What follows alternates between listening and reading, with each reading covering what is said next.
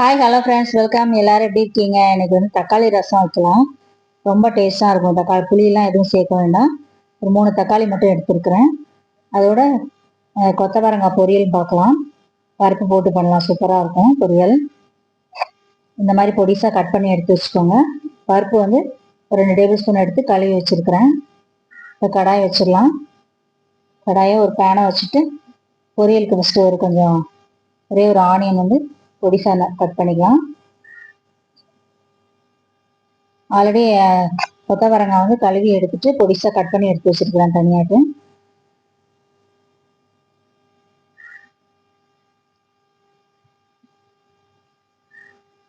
வெங்காயத்தையும் கட் பண்ணிட்டு கொஞ்சம் ஆயில் சேர்த்துக்கலாம் கடாயில்.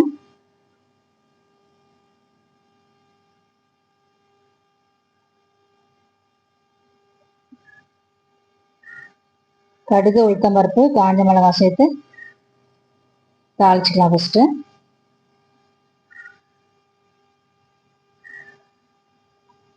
அதோட கட் பண்ணி வச்சிருக்கிற ஆனியன், அதோட கருவேப்பிலை, அது ரெண்டும் சேர்த்து வதக்கிக்கலாம்.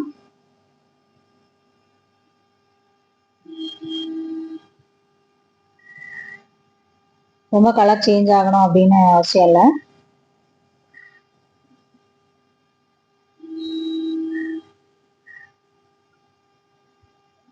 லைட்டாக ஒரு கண்ணாடி பதம் வந்தால் போதும். இந்த அளவுக்கு இருந்தால் போதும். இப்போ கட் பண்ணி வச்சிருக்கிற கொத்தவரங்காய் சேர்த்து அந்த எண்ணெயில் லைஸாக பரட்டி விட்டுக்கலாம்.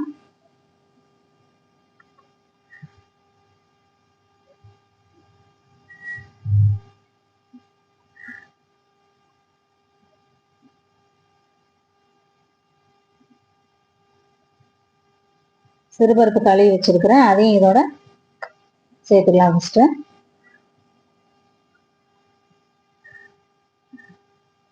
சேர்த்துட்டு ஒரு அரை கிளாஸ் தண்ணி ஊற்றி அதில் ஊற்றிடுங்க.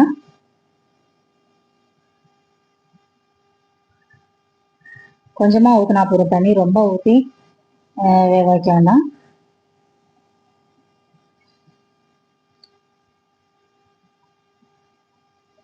உப்பு சேர்த்துக்கலாம்.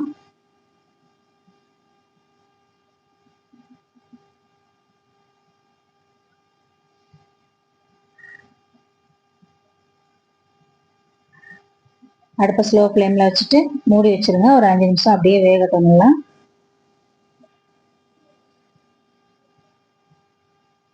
இப்போ ரசத்துக்கு தேவையானதை அரைச்சிடலாம். ஒரு 2 பச்சை மிளகா, 2 காஞ்ச மிளகா எடுத்துருக்குறேன். அதோட ஒரு 6-7 பல் பூண்டு, ஒரு கொத்து கருவேப்பிலை, இதையும் சேர்த்துக்கலாம். ஜீரகம், மிளகு 1 ஸ்பூன்,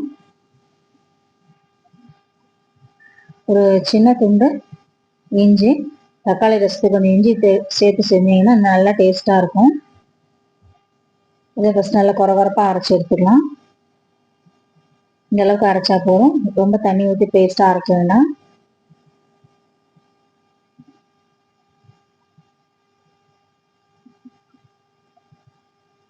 கொத்தவரங்காய் எண்ணெய் கொஞ்சம் வேகணும்.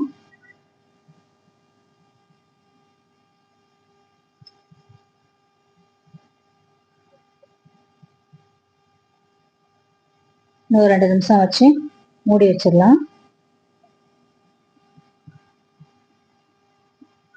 வேற அடுப்புக்கு மாற்றி வச்சிடலாம். சிம்மில் வச்சுட்டு ரசத்துக்கு தாளிச்சிடலாம். அது வேகட்டும்.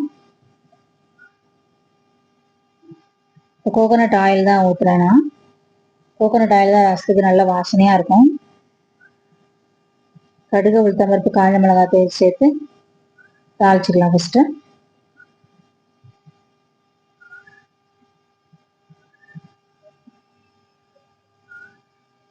வெடிச்சதுக்கப்புறம் கொஞ்சம் கருவேப்பிலை போட்டுட்டு நம்ம அரைச்சி வச்சிருக்கிற அந்த மிளகு, ஜீரகம், அந்த விழுது சேர்த்துக்கலாம்.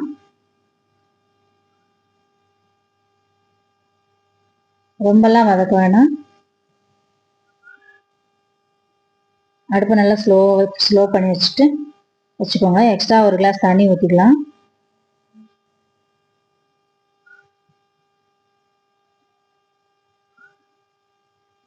ஒரு 1/4 ஸ்பூன் மஞ்சள் தூள், கொஞ்சம் பெருங்காயம் சேர்த்துக்கலாம்.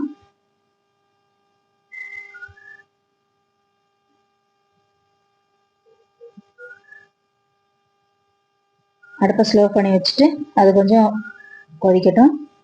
தக்காளி சேர்த்துக்கலாம். அதை ஒரு 3 தக்காளி கட் பண்ணி வச்சுருக்கிறேன். அதில் பல்ஸில் போட்டு எடுத்துக்கலாம். ரொம்ப பேஸ்ட்டாக அரைக்க வேணாம். இதையும் அந்த ரசம் தாளிச்சதோடு சேர்த்துக்கலாம். இன்னும் கொஞ்சம் தண்ணி ஊற்றிக்கலாம். ரசத்துக்கு தேவையான அளவு நீங்கள் தண்ணி ஊற்றிக்கோங்க.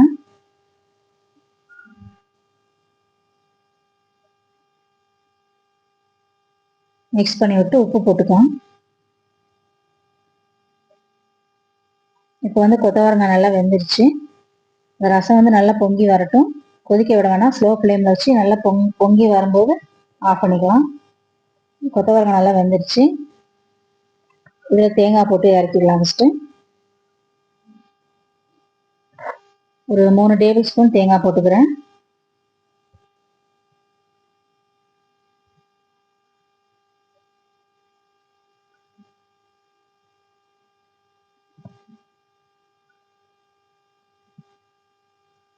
சிறுபருப்பு போட்டு பொரியல் செய்யும்போது ரொம்ப நல்லாயிருக்கும். எந்த காய் கூடனாலும் சிறுபருப்பு போட்டு செஞ்சு பாருங்கள், சூப்பராக இருக்கும். இருக்கட்டும். தேங்காய் போட்டுட்டு ஒரு நிமிஷம் அப்படியே மூடி வச்சிடலாம்.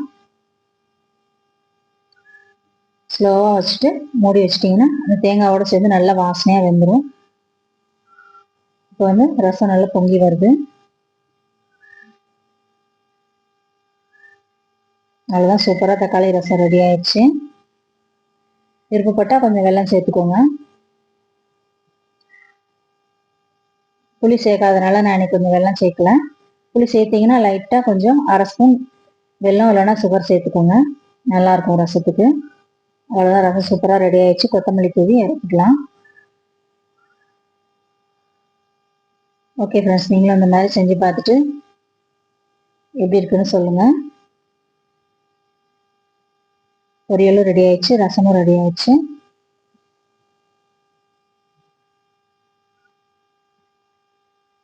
செம்ம டேஸ்ட்டாக இருக்கும் இந்த பொரியல்.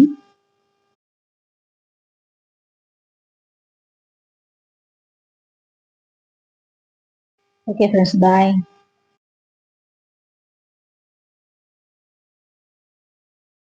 நல்ல சூடான சாதத்தில் ரசம் பொரியல் வச்சு சாப்பிட்டு பாருங்கள், அருமையாக இருக்கும்.